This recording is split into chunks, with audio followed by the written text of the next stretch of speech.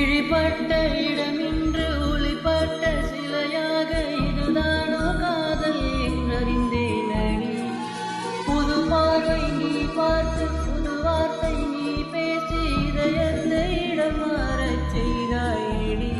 மெல்லிடை கொண்டு நடைகள் போடும் அழகான பிந்தி உன் படை கொண்டு என்னை சுற்றி வளைத்தாயடி. என் உறக்கத்தை திருடிச் சென்று உறவான பூவே உன் சிரிப்புக்குள் சிறை வைக்கிறாய்.